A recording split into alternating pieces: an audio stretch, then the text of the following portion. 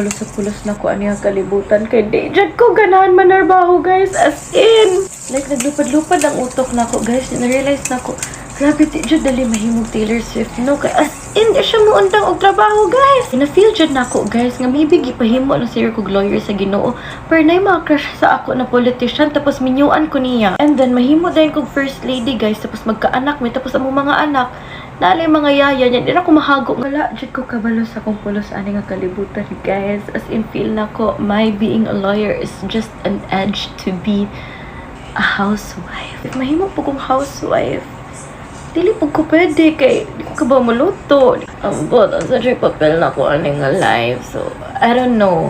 Like, maguna-una po ko, basin pang heart evangelista, dyan ko, mag-join lang kong fashion week niya.